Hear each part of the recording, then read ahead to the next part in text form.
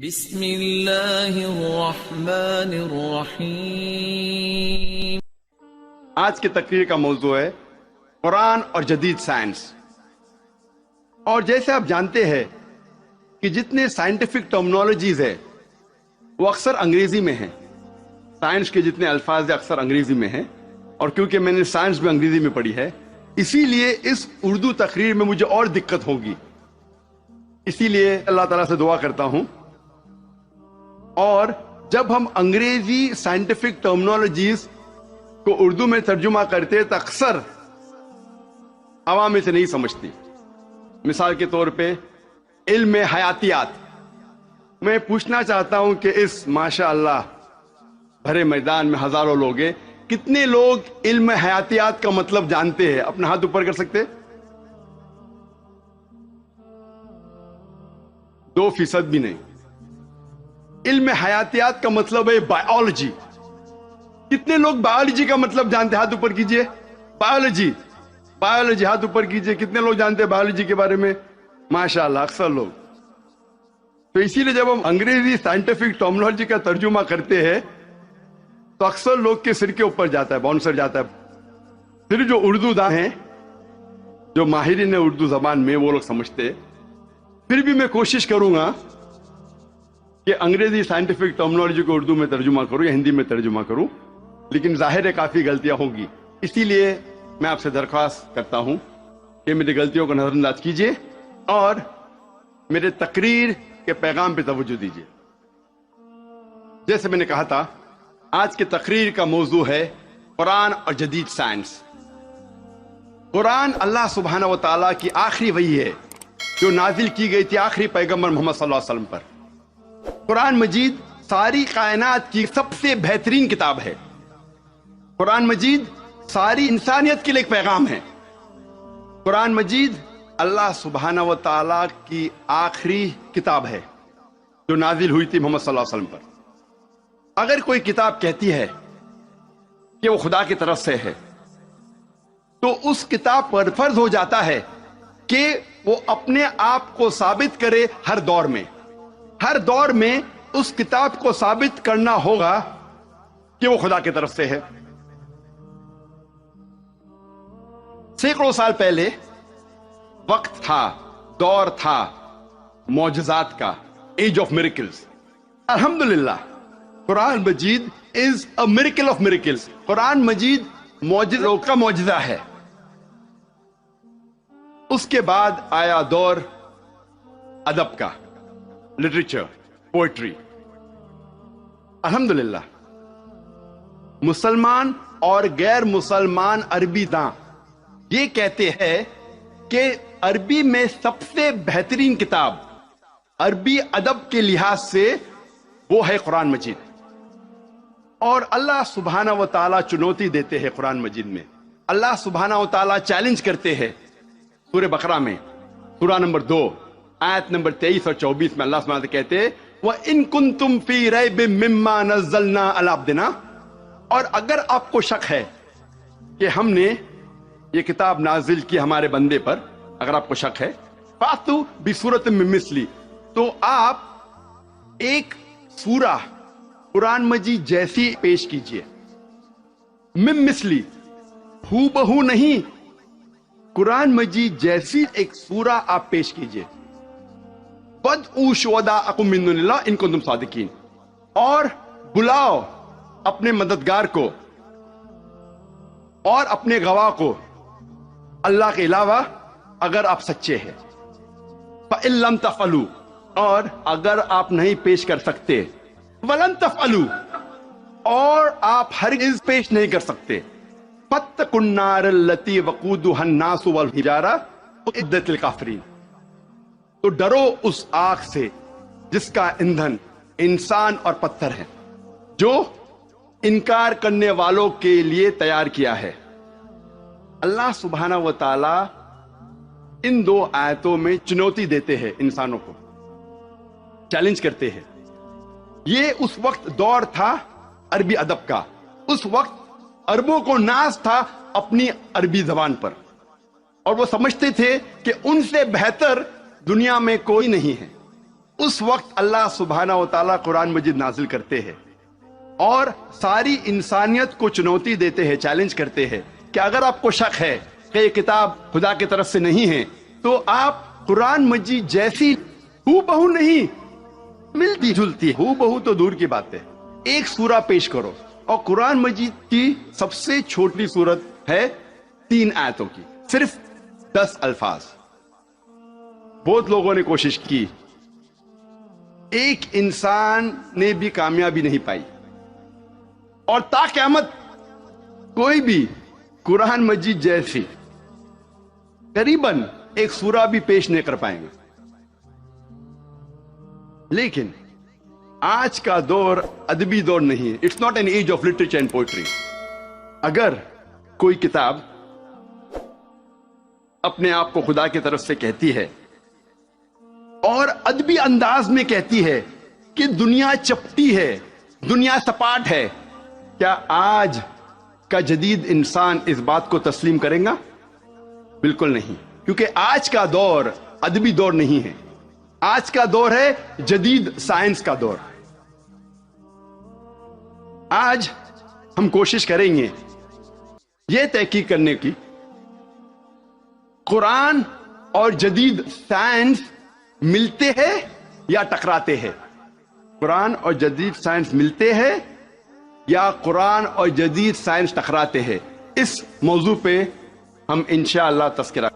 ایک مشہور سائنسداں، فزسسٹ اور نوبل پرائز ونر جس کا نام البرٹ آئنسٹائن تھا، اس نے کہا science without religion is lame and religion without science is blind. Science مذہب کے بنا لنگڑی ہے اور مذہب سائنس کے بنا اندھا ہے۔ میں پھر سے دہراؤں گا، البرٹ آئنسٹائن جو فیمس فزسسٹ تھا اور نوبل پرائز ونر، اس نے کہا کہ سائنس مذہب کے بنا لنگڑی ہے اور مذہب سائنس کے بنا اندھا ہے۔ میں آپ کو یاد دلانا چاہتا ہوں کہ قرآن مجید سائنس کی کتاب نہیں ہے، SCIENCE، لیکن ہے سائنس کی کتاب، SIGNS۔ یہ ہے نشانیوں کی کتاب، آیتوں کی کتاب، اور قرآن مجید میں 6000 سے زیادہ نشانیاں ہیں، 6000 سے زیادہ آیتیں ہیں، ان میں سے 1000 سے زیادہ الحمدللہ سائنس کے بارے میں ذکر کرتی ہے۔ آج کی اس تقریر میں میں صرف ان سائنٹیفک فیکٹس، سائنس کے حقائق کے بارے میں ذکر کروں گا which have been established، جو سائنسداں ثابت کر چکے ہیں۔ Scientific hypothesis, scientific theories, scientific نظریہ، ان کے بارے میں ذکر نہیں کروں گا، کیونکہ ہم جانتے ہیں کہ many a time scientific hypothesis theories take U-turns۔ یہ سائنس کے نظریے جو ہیں کئی بار وہ اپنے نظریے سے پلٹ جاتے ہیں۔ اسی لیے اس تقریر میں صرف میں سائنٹیفک فیکٹس کے بارے میں ذکر کروں گا، سائنس کے حقائق کے بارے میں۔ سب سے پہلے ہم تذکرہ کریں گے ایسٹرونومی کے بارے میں، فلکیات کے بارے میں۔ 35 سے 40 سال پہلے کچھ سائنسداں نے تحقیق کی ایک موضوع پہ، تخلیق کائنات، مطلب کریشن آف دی یونیورس، اور ان سائنسداں نے کہا کہ ہماری کائنات سب سے پہلے ایک پرائمری نیبولا تھا، بنیادی گولا، ابتدائی گولا۔ اس کے بعد there was a secondary separation، دوسری جدائی، دوسری علیحدگی، اور ایک بڑا دھماکہ ہوتا ہے بگ بینگ۔ اس کے بعد وجود میں آیا گیلیکسیز، کہکشائیں، ستارے، سیارے، چاند، سورج، اور یہ زمین جس میں ہم رہتے ہیں۔ اسے سائنسداں نے کہا بگ بینگ، بڑا دھماکہ۔ یہ جو سائنسداں نے تقریباً 40 سال پہلے ڈھونڈا کس طریقے سے کائنات وجود میں آئیں، تخلیق کائنات، قرآن مجید میں اس کا ذکر 1400 سال پہلے ہے، اور میں نے اس تقریر کے شروع میں ایک آیت کی تلاوت کی سورہ انبیاء کی، سورہ نمبر 21 آیت نمبر 30، جہاں اللہ سبحانہ تعالیٰ فرماتے اولم یر الذین کفروا، کیا انکار کرنے والے یہ نہیں جانتے ان السماوات والارض کانتا رتقا ففتقناہما، کہ زمین اور آسمان ایک تھے، جڑے ہوئے تھے، اور ہم نے انہیں جدا کیا۔ یہ جو تخلیق کائنات، creation of the universe, big bang, بڑا دھماکہ، جو سائنسداں کو 40 سال پہلے پتا چلا، قرآن مجید میں اس کا ذکر ہے 1400 سال پہلے۔ قرآن مجید میں اللہ سبحانہ تعالیٰ فرماتے ہیں سورہ فصلت میں، سورہ نمبر 41 آیت نمبر 11 اور 12 میں، کہ اللہ سبحانہ و تعالیٰ نے آسمان کی طرف دیکھ کے کہا جب وہ دھواں تھا کہ آسمان اور زمین ایک ساتھ آ جاؤ، ولنگلی اور انولنگلی، اپنے مرضی سے یا اپنے مرضی کے بنا، اور ان نے کہا کہ ہم اپنے مرضی سے ایک ساتھ آ جاتے ہیں۔ قرآن مجید میں لکھا ہے کہ آسمان سب سے پہلے دھواں تھا، عربی لفظ ہے دخان، اور آج کے سائنسداں یہ کہتے ہیں کہ کائنات بننے کے پہلے یہ آسمان دھواں تھا، انگلش میں کہتے ہیں گیس، لیکن عربی میں دخان کے معنی ہے اسموک۔ کچھ مفسرین نے ترجمہ کیا مسٹ، دھند، جو میرے حساب سے صحیح ترجمہ نہیں، کیونکہ دھند ہوتا ہے ٹھنڈا اور دھواں ہوتا ہے گرم۔ دھماکے کے بعد ہم اکثر دیکھتے ہیں گرم دھواں، دھند نہیں دیکھتے۔ تو قرآن مجید میں لکھا ہے کہ آسمان تھا دھواں، اور آج سائنس یہ کہتی ہے کہ اسموک گیس سے اور بہترین لفظ ہے۔ جو قرآن مجید میں دخان لکھا ہے وہ گیس سے اور بہترین ہے، اور scientifically smoke is a better word than gas. آپ سوچ سکتے قرآن مجید میں اس کا ذکر ہے 1400 سال پہلے۔ انسان پہلے سمجھتے تھے کہ زمین سپاٹ ہے، چپٹی ہے۔ سب سے پہلی بار اگر کوئی انسان نے یہ ثابت کیا کہ دنیا بیضوی ہے، وہ ہے سر Francis Drake, sun 1577 1577 when he sailed around the earth، جب سمندر پہ سفر کیے دنیا کے گول، تو فرانسس ڈریک نے ثابت کیا کہ دنیا بیضوی ہے۔ قرآن مجید میں اس کا ذکر ہے 1400 سال پہلے۔ قرآن اللہ تعالیٰ فرماتے ہیں سورہ لقمان میں، سورہ نمبر 31 آیت نمبر 29 میں، الم ترى ان اللہ یلیج اللیل فی النہار ویلیج النہار فی اللیل، اللہ سبحانہ و تعالیٰ نے رات کو دھیرے دھیرے، آہستے آہستے دن میں تبدیل کیا، اور دن کو دھیرے دھیرے، آہستے آہستے رات میں تبدیل کیا۔ یہ دن کا رات اور رات کا دن آہستے آہستے دھیرے دھیرے تبدیل ہونا، یہ ثبوت دیتا ہے کہ دنیا بیضوی ہے۔ اگر دنیا چپٹی اور سپاٹ ہوتی تو دن فوراً رات میں تبدیل ہوتا اور رات فوراً دن میں تبدیل ہوتی۔ اللہ تعالیٰ فرماتے سورہ الزمر میں، سورہ نمبر 39 آیت نمبر 5 میں، کہ اللہ سبحانہ و تعالی رات کو دن پہ لپیٹتا ہے اور دن کو رات پہ لپیٹتا ہے۔ قرآن میں عربی لفظ ہے قوارہ، جس کے معنی لپیٹنا۔ جس طریقے سے ایک انسان پھیٹا سر پہ لپیٹتا ہے، a person coils the turban on the head، اسی طریقے سے اللہ تعالیٰ فرماتے ہیں کہ رات دن پہ لپیٹی جاتی ہے اور دن رات پہ لپیٹا جاتا ہے۔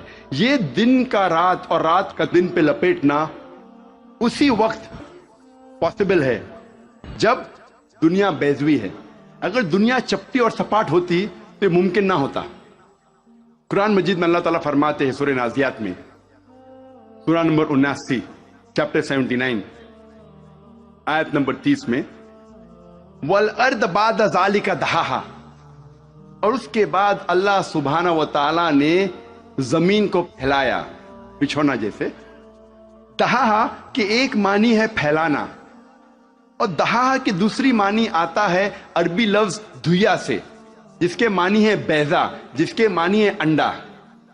اور ہم جانتے ہیں کہ دنیا گول ہے، بیضوی ہے، اور ہم یہ بھی جانتے ہیں آج کہ دنیا پوری طریقے سے گول نہیں ہے، وہ اوپر اور نیچے سے from the poles it is flattened, اوپر اور نیچے سے چپٹی ہے، جسے ہم کہتے ہیں انگریزی میں جیو اسفیریکل ان شیپ، ارضی بیضوی۔